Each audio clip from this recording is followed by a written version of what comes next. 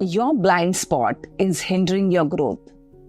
Hello, champions. I'm Dr. Meghna Dikshit, author of You Matter, and I'm thrilled to welcome you to our channel.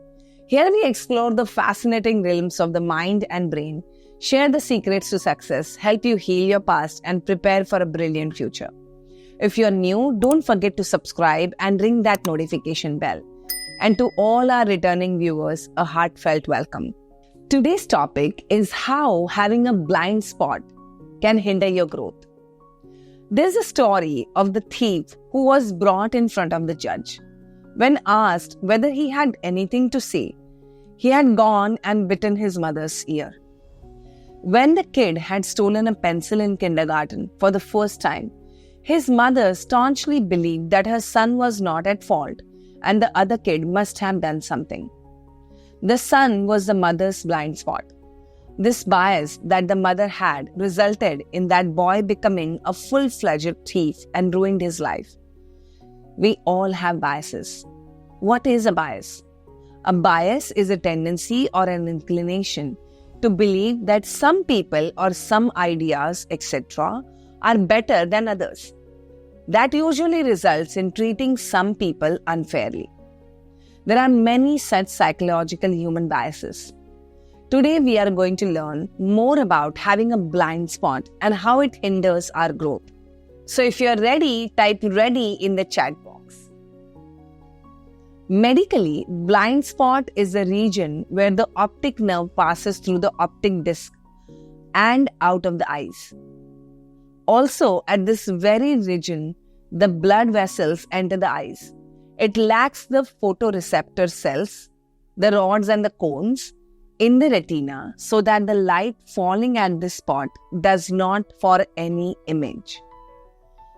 What does blind spot mean in human psychology?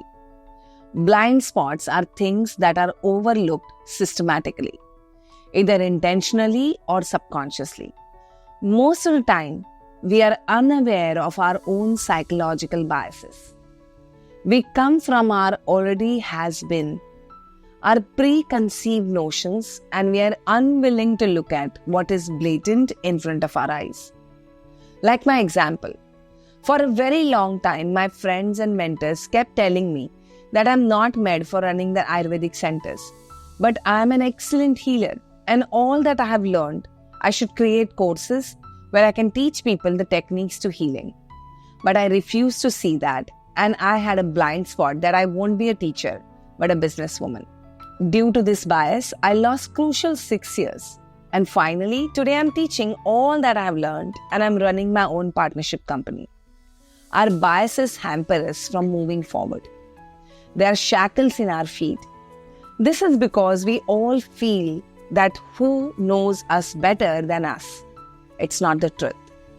If you want to know yourself better, then there are 2 links posted in the caption. One is to register for my live seminar to train your brain to achieve all your goals and overcome these biases. And second is you can purchase my book You Matter through the link and start your personal growth journey with me. Now, there is always a gap between what we think about us and what others sees us.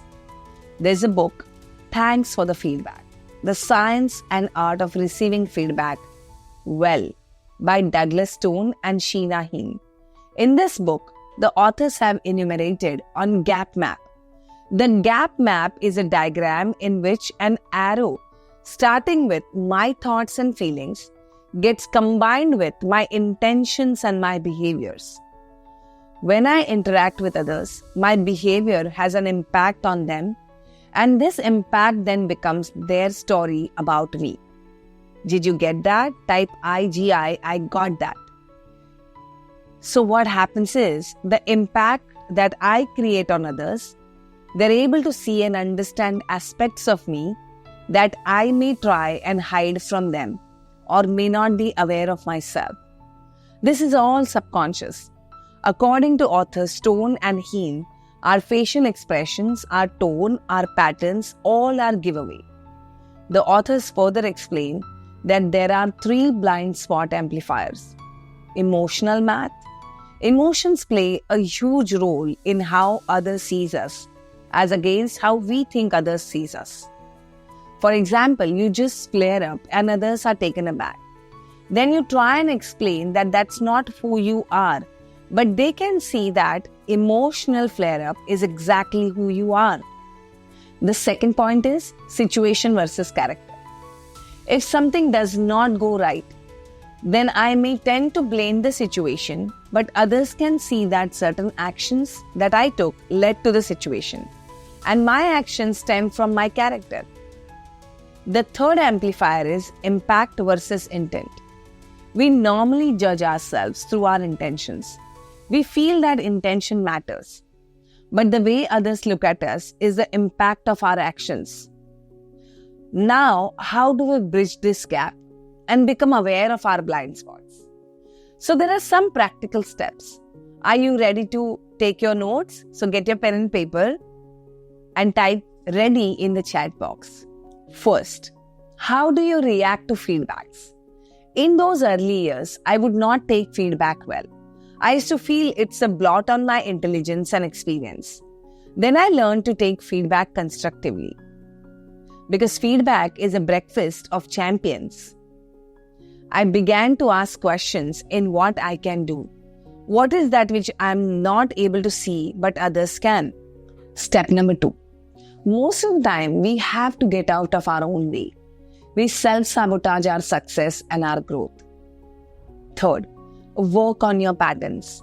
This requires willingness and openness to become vulnerable and go deep within. Fourth, according to Stone and Heem, one very effective way is to record ourselves so that we can check for ourselves how we speak, what we speak. We all have our blind spots. It all depends on how willing we are to take a good, honest look at ourselves. It's not easy. We are wired to protect ourselves. It's our need. But this need keeps us in our story. It's time to let that story go. Are you ready to work on your blind spots? There are 2 more ways I can help you in this. Register for my live seminar by clicking the link below for free to train your brain to achieve all your goals. And you can purchase my book You Matter through the link and start your personal growth journey with me. Until then, next time.